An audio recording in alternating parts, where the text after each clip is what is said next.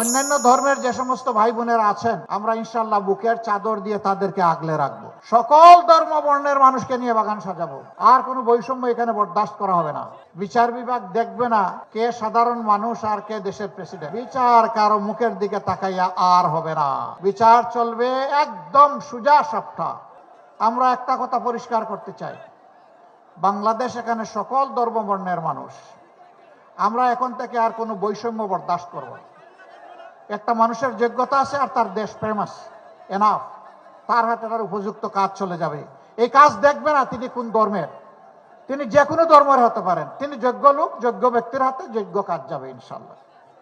আরেকটা কথা আমরা পরিষ্কার করি, আমরা এই দেশে আর মাইনরিটি মেজরিটিগুলো শুনতে চাই না। অন্যান্য ধর্মের যে সমস্ত ভাই বোনেরা আছেন, আমরা ইনশাল্লাহ বুকের চাদর দিয়ে তাদেরকে আগলে রাখবো। সবাইকে নিয়ে আমরা বাংলাদেশের বাগান সাজাবো ইনশাআল্লাহ। সকল ধর্ম বর্ণের মানুষকে নিয়ে বাগান সাজাবো। আর কোনো বৈষম্য এখানে বরদাস্ত করা হবে না। ন্যায় বিচার কায়েম হবে ইনশাআল্লাহ।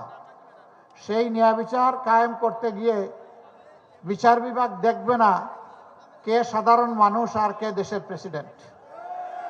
সাধারণ মানুষের যে অপরাধ করলে শাস্তি হবে, দেশের প্রেসিডেন্ট হলে একই অপরাধে একই পন্থায় তার বিচারও হবে এবং শাস্তিও নিশ্চিত হবে। বিচার কারো মুখের দিকে তাকাইয়া আর হবে না। বিচার চলবে একদম সোজা সাপটা।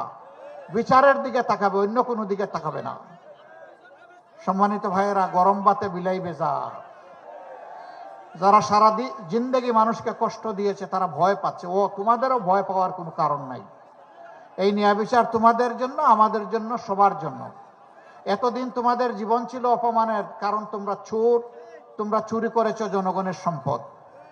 সবাই না, যারা চুরি করেছে। এখন আমরা তোমাদেরকে বসাবো মর্যাদার আসনে। এখন হবা তোমরা দেশ গড়ার কারিগর ইনশাআল্লাহ। হালাল রুজি নিয়ে আমরা যেমন বাঁচবো, তোমরাও তেমন বাঁচবা। সরকারি কর্মকর্তা কর্মচারী যারা আছেন, আমি জানি তাদের অনেকে যে বেতন দেওয়া হয়, যে সুবিধাদি দেওয়া হয়, চলার জন্য এটা মোটেই যথেষ্ট না। অর্থাৎ রাষ্ট্রই বাধ্য করছে তাদেরকে দুর্নীতি করার জন্য। যে রাষ্ট্র তার কর্মকর্তা কর্মচারীর প্রতি সম্মান দেখাতে পারে না, সেই রাষ্ট্র তার কর্মকর্তা কর্মচারী অপরাধ করলে কোনো বিচারেরও অধিকার রাখে না। আগে তাকে সম্মানটা দিতে হবে, সম্মানজনকভাবে বাঁচার সুযোগ করে দিতে হবে। তারপরে যদি অপরাধ করে অবশ্যই তাকে সেইভাবেই বিচারের আওতায় আনতে হবে, কিন্তু এর আগে নয়। এই জন্য আমরা সবাইকে বলি, এটা আমার দেশ, এটা আপনারও দেশ। সবাই মিলে আমরা গড়ব ইনশাল্লাহ আগামীর নূতন বাংলাদেশ। এবং সেই বাংলাদেশটা আল্লাহর কাছে দোয়া করি 13 তারিখ থেকে হোক।